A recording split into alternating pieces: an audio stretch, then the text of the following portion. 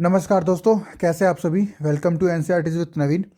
आज हम देखेंगे कि किस तरीके से बोर्ड में अच्छे मार्क्स लाने के लिए किस तरीके से लिखा जाता है और टॉपर्स किस तरीके से लिखते हैं और आपको किस तरीके से लिखना चाहिए 2026 के लिए। ठीक है, ये बोर्ड की रियल कॉपी है और ये ज्योग्राफी की कॉपी है। आपको ध्यान देना है कि किस तरीके से इस बच्चे ने लिखा है। ये 8 मार्च और 2025 को एग्ज़ाम हुई थी, उसकी कॉपी है और ये आपके सामने देखो, इस तरीके से आपकी कॉपी का फ्रंट रहेगा। आपको ध्यान रखना है, यहाँ पर रोल नंबर लिखना है आपको शब्दों में और डिजिट में, और किस तरीके से आपको नंबर दिए जाते हैं वो आपके सामने दे रखा है। ठीक है, और यहाँ पर इसके 55.5 नंबर है, यानी कि 56 नंबर हो गए हैं। ठीक है, तो रियल कॉपी है, इसको देखते हैं। देखो, इसने क्या किया है, जो MCQs दे रखा है ना आपके, उसको टेबल में नहीं बनाकर, सारणी में नहीं बनाकर इसने सिंगल सिंगल लिख दिया है। सबसे पहले इसने लिखा है पर्सन संख्या, ठीक है, जो कि आपको लिखना है। फिर इसने लिखा है उत्तर। देखो, उत्तर इसने एक ही बार लिखा है, बार बार नहीं लिखा है उत्तर। इससे समझ में आता है कि हमें बार बार नहीं लिखना, एक बार उत्तर लिख देना है और फिर डायरेक्ट लिखते जाना है। इस कॉपी की अच्छी बनावट ये है कि इसने एक ऑप्शन लिखने के बाद में गैप छोड़ा है, एक लाइन छोड़ी है, फिर एक लिखने के बाद गैप छोड़ा है। ये आपको फॉर्मेट अपनाना है। देखो, दो बातें सामने आती है। पहला, अगर आप डेस वर्क सोल्व करते हो ना, तो उसमें क्या कर रखा है, सारणी दे रखी है और काफ़ी बच्चे सारणी बनाते हैं। मैं फिर कह रहा हूँ, अगर आप श्योरिटी हो, आपके पास टाइम कम है ना, तो सारणी ही बनाना। लेकिन आपके पास समय है, और वैसे भी 3 घंटा 15 मिनट बहुत ज़्यादा होते हैं, आपके पास समय है ना, तो आप सारणी मत बनाना, इसकी तरह साफ साफ लिखना, इस कॉपी की तरह, जिससे कि एग्जामिनर के ऊपर अच्छा इंप्रेस जमे। ठीक है, इसने क्या किया है, फर्स्ट लिखा है और उसके बाद में जो ब ऑप्शन था उसमें ब ऑप्शन लिख के और उसका आंसर लिख दिया इसने। ठीक है, और उसने एक लाइन छोड़ा है, फिर दूसरा लिखा है, फिर उसका आंसर लिखकर इसने यहाँ द लिख दिया है। ठीक है, इसी प्रकार से आप देख रहे होंगे, यहाँ थोड़े इससे मिस्टेक हुई है। इसी प्रकार से आप देखते जाओ, एक एक लाइन छोड़कर इसने सारे आंसर करे हैं, एक एक लाइन छोड़कर। ये अप्रोच हमें सिखाती है कि साफ सुथरा लिखना है, ताकि एग्जामिनर को चेक करते टाइम कोई भी दिक्कत नहीं हो। और देखो, आपके सामने एग्जामिनर ने यहाँ चेक कर रखा है और फटाफट वो एक को भी क्रॉस नहीं कर रखा, सारों में सभी में वो राइट करके और आंसर देते जा रहा है। और देखो, यहाँ पर टोटल लिख दिया उसने 9 नंबर, यानी कि 18 है, एक अबसत है, आधे नंबर का आता है, तो 18 हो गए। तो 18 से 18 के 18 सही है इस बच्चे के, और 9 नंबर दे दिया। इसी अप्रोच को आपको ध्यान में रखना है, कॉपी में भी टेस्ट देते टाइम में यही अप्रोच अपनानी है, ताकि आपकी प्रैक्टिस इसी तरीके से हो जाए। साथ ही मैं क्वेश्चन भी बता देता हूँ कि किस तरीके से क्वेश्चन पूछ रहा है बोर्ड, और इस बच्चे ने किस तरीके से क्वेश्चन करने की कोशिश करी है। हम 2000 PY की 2025 को भी साथ में ही सोल्व कर लेते हैं, ताकि पता चल जाए कि किस तरीके के क्वेश्चनों को वो किस तरीके से आंसर दे रहा है। ठीक है, नेक्स्ट चलो देखते हैं। ये रियल पेपर है 2025 का। ठीक है, बोर्ड के द्वारा डाउनलोड किया था और ये रियल पेपर है 2025 का। सेम पेपर ऐसा रहेगा। आपको अप्रोच रखनी है, बिना देखे सोल्व करने की अप्रोच रखो कि किस तरीके से आप आंसर दे पा रहे हो क्वेश्चनों का। ठीक है, मैं बता देता हूँ। ठीक है, पहला सवाल उसने, बच्चे ने, आपको पता है, पर्सन संख्या डालकर एक नंबर डाल दिया था और फिर उत्तर लिख दिया और फिर एक नंबर डाल दिया। पढ़ो सवाल को। मानव भूगोल मानव समाजों और धरातल के बीच संबंधों का संश्लेषित अध्ययन है। ये परिभाषा किसने दी है? तो मानव भूगोल मानव समाजों के बीच की बात करता है रेड जेल। कौन बात करता है? रेड जेल। अस्थिर पृथ्वी और क्रियाशील मानव की बात करता है LNC सैंपल। ठीक है, तो इसका आंसर क्या किया था उस बच्चे ने? रेड जेल किया था, राइट आंसर है। ठीक है, अब आपको इसके साथ साथ ग्रिफिथ टेलर क्या से संबंधित चीज़ें देख लेनी है, LNC सैंपल की परिभाषा देख लेनी है, पॉल विडाल की परिभाषा देख लेनी है। Is it clear? नेक्स्ट, निम्न में से एशिया का सर्वाधिक आबादी वाला, आबादी मतलब जनसंख्या वाला देश कौन सा है? आपको भी पता है, चीन है इसका राइट आंसर। कौन है? चीन। ठीक है, नेक्स्ट, भारत के उत्तरी पूर्वी राज्यों में स्थानांतरीय कृषि को क्या कहते हैं? ठीक है, कर्तनदेन कृषि का दूसरा नाम पूछ रहा है वो। ठीक है, झूमिंग कृषि कहते हैं। लेकिन लद्दाख किस में कहते हैं? इंडोनेशिया में। ठीक है, मिल्पा किसे कहते हैं? मैक्सिको और मध्य अमेरिका में। कुमारी किस में कहते हैं? पश्चिमी घाट की। ठीक है, अब आपको ध्यान में रखना है कि जूमिंग कर्सिंग के जो राज्यों में उपनाम दिए गए हैं, अलग अलग राज्यों और देशों में उपनाम दिए गए हैं, वो हमें याद करके जाना है। ठीक है, इसका आंसर होगा ए। दूसरा, आधारभूत उद्योग क्या है? किस उद्योग में आधारभूत उद्योग की जरूरत होती है? लोहा इस्पात उद्योग है। ठीक है, ये इसका सा होगा आंसर। नेक्स्ट, क्रियाशील क्रियाकलाप का यानी कि तृतीय क्रियाकलाप का उदाहरण कौन सा है? प्राथमिक है ये भी, ठीक है, ये भी नहीं है, चतुर्थ है, और खनन द्वितीय है। बचा कौन सा? परिवहन। इसका राइट आंसर होगा परिवहन, ठीक है। नेक्स्ट, आधुनिक संचार का साधन कौन सा है? इंटरनेट है। वर्तमान में सर्वाधिक प्रयोग या मॉडर्न टाइम में कौन सा प्रयोग हो रहा है? इंटरनेट हो रहा है, ठीक है। नेक्स्ट, कौन से समुद्री मार्ग को वृहद ट्रंक मार्ग कहा जाता है? ठीक है, उत्तरी अटलांटिक समुद्री मार्ग, जिससे विश्व का 1/4 व्यापार होता है। याद आ रहा होगा आपको, ठीक है।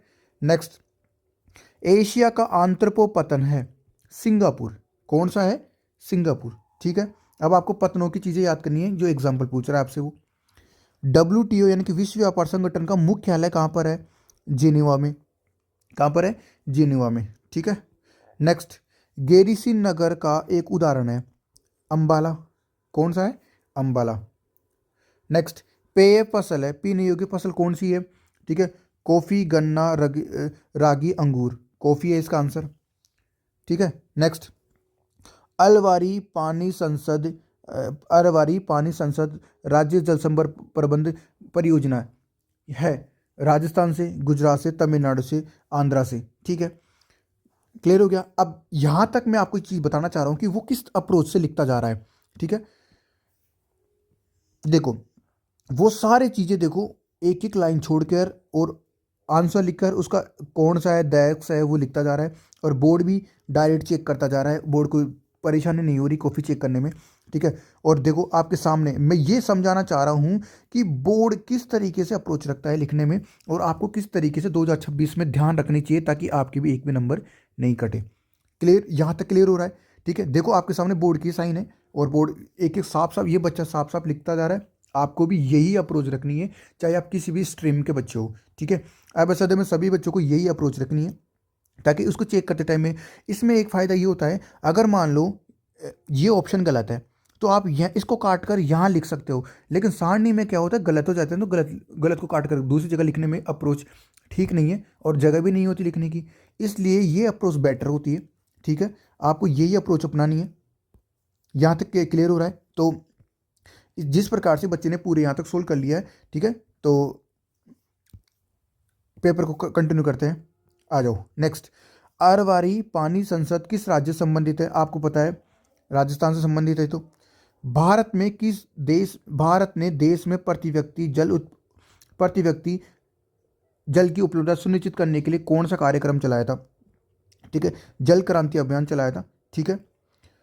धात्विक खनिज है, ठीक है, तांबा। नेक्स्ट, धातु खनिज तांबा, ठीक। नेक्स्ट, बॉक्साइड किस धातु का आयक्स है? एल्यूमिनियम का। किसका है? एल्यूमिनियम का। इंदिरा गांधी नहर की संकल्पना किस इंजीनियर ने तैयार करी थी? कंवर सेन ने तैयार करी थी। Is it clear? सामरिक दृष्टि से सड़क बनाने का कार्य किसका है? ठीक है, जिला सड़क करनी है, राष्ट्रीय सड़क करनी है, राज्य सड़क करनी है, बचा कौन? सीमा सड़क संगठन, ठीक है, BRO। मुंबई पतन के दबाव को कम करने के लिए किस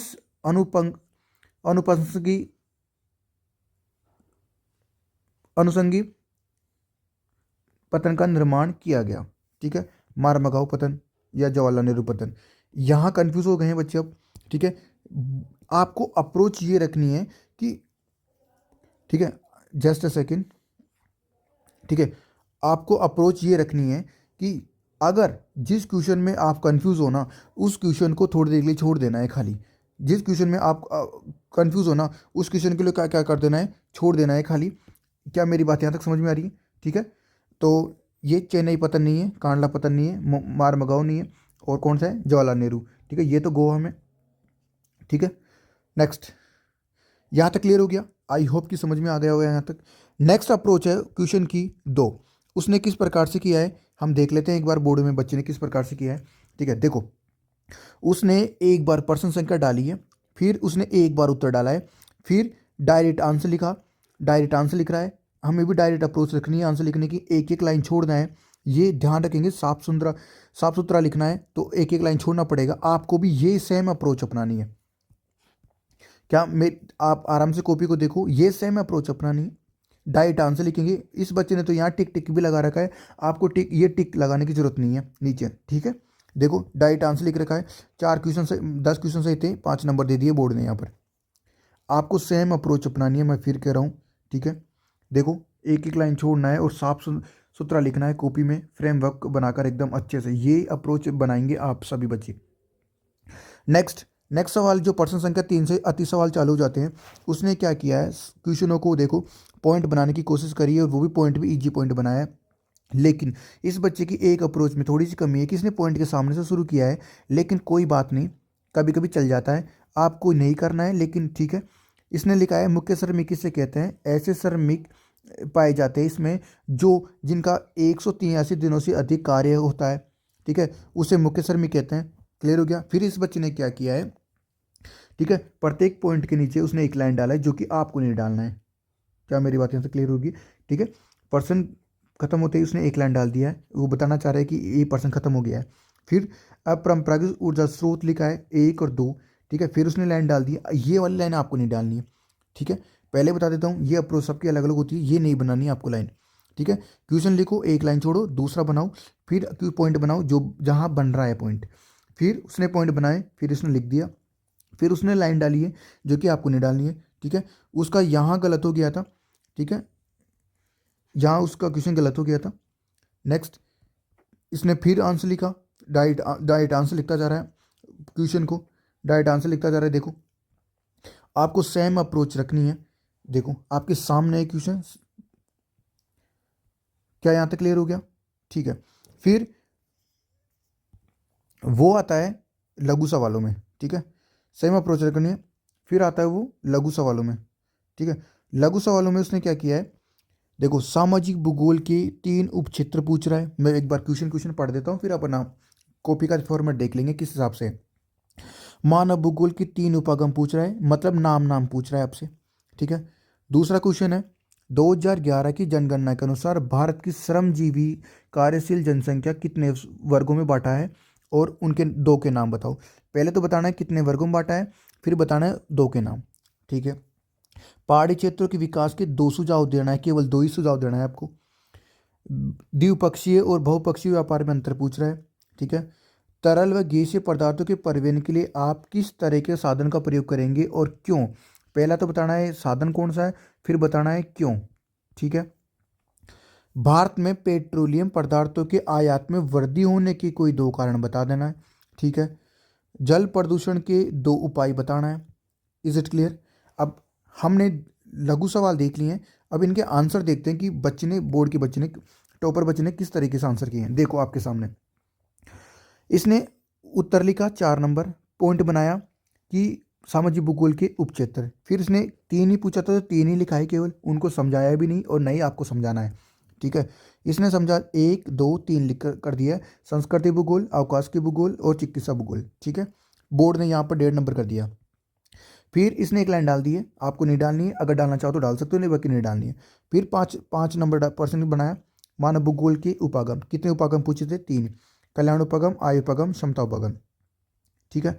फिर तीसरा 6 नंबर क्वेश्चन बनाया, 2011 के अनुसार भारत की श्रमजीवी जनसंख्या को कितने वर्गों में बांटा है, 4 वर्गों में बांटा है, एक यहाँ बता दिया, और 2 का नाम पूछा था, कृषि और मजदूर, ठीक है। इसके 1.5 नंबर मिल गए। इतना ही लिखना है, आपको समझाना नहीं, बस इतना ऐसा ही लिखना है, ठीक है। पहाड़ी क्षेत्रों के विकास के लिए सुझाव लिखना है, 2 सुझाव ही पूछा है, इसने 2 ही लिखा है। देखो पहाड़ी क्षेत्रों के विकास के लिए जल की उपलब्धता रखनी चाहिए, पहला इसने सुझाव ये लिखा। दूसरा जो कि सही है, पहाड़ी क्षेत्रों के विकास के लिए उनकी लकड़ी व अन्य किसी वस्तु के नुकसान नहीं हो पहुंचाना चाहिए, बल्कि उनकी सुरक्षा और साफ सुथरे। अब ये एक वल्गर आंसर है, ठीक ठाक आंसर नहीं है, लेकिन बच्चे ने लिखने की कोशिश करी तो बोर्ड ने देखो इतने से में भी 1.5 नंबर करके गया है। मतलब इसका मतलब है यहाँ पर उसने घास काटने की कोशिश करी थी, लेकिन आपको थोड़ा सा और भी अच्छे तरीके से लिखना है कि उनकी जीवन सुरक्षा करना चाहिए, उनकी संपत्ति को रक्षा रक्षा करनी चाहिए, ठीक है। नेक्स्ट नेक्स्ट क्वेश्चन है बोर्ड आपके सामने, और इसने समझाने की कोशिश करी है, द्विपक्षीय व्यापार को पहले समझा दिया कि इस व्यापार में वस्तुओं और सेवाओं को एक देश से के साथ करने की प्रक्रिया या आदान प्रदान की, फिर या वस्तु या आयात निर्यात ही द्विपक्षीय व्यापार कहलाता है, जैसे भारत व्यापार चीन के साथ करता है, ठीक है। और इसने ये डायग्राम बनाने की कोशिश करी है, ये अच्छा तरीका है किसी भी चीज़ को समझाने का जो कि आपको आना चाहिए, ठीक है। आदान प्रदान हो रहा है। ठीक है, नेक्स्ट। फिर बहुपक्षीय व्यापार को समझाया इसने, वही परिभाषा दी। इसके अंतर्गत निम्न देशों के साथ वस्तु सेवाओं का आयात निर्यात किया जाता है। ठीक है, और फिर देखो भारत के साथ जापान का आयात निर्यात दर्शा दिया, चीन के साथ दर्शा दिया और अमेरिका के साथ। ये अच्छा अप्रोच है डायग्राम बनाकर किसी भी चीज़ को समझाने का।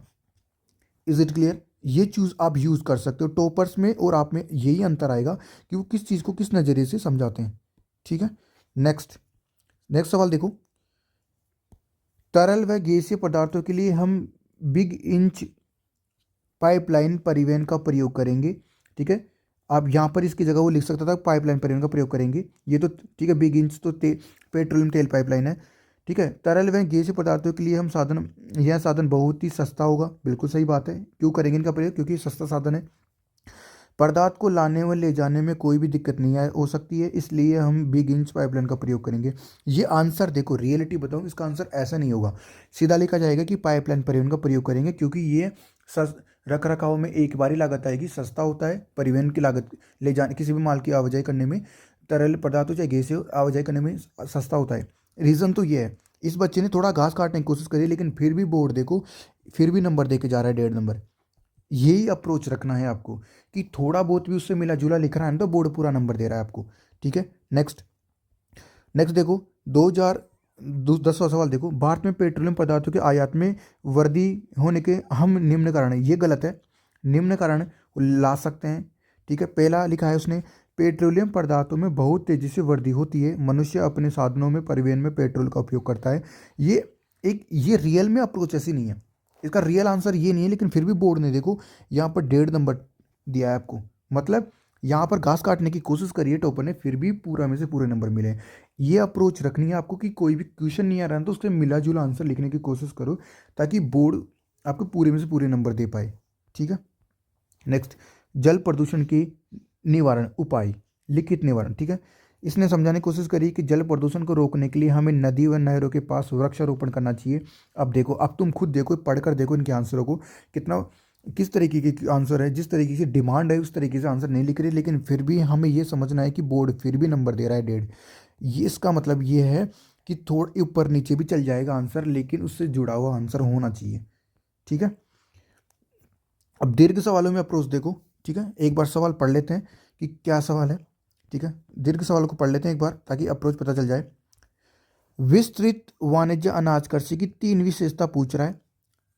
चलवासी पशुचारण के 3 क्षेत्र पूछ रहा है, देख लेते हैं क्या है। 3 देखो, अब आपसे 3 विशेषता पूछा था, जबकि बच्चा देखो पैराग्राफ में आंसर लिख रहा है। ठीक है, किस में आंसर लिख रहा है? पैराग्राफ में। आपको अगर 3 विशेषता पूछे ना, तो मैं आपको बताना चाहता हूँ, आप बुलेट रोमन संख्या बना बना के लिखो, ताकि एक एग्जामिनर को पता है कि 3 विशेषताएं पूछी है तो 3 ही लिख रहा है बच्चा। बट जबकि इसने क्या किया है, पैराग्राफ वे में आंसर लिखा है, जो कि मेथड सही नहीं है।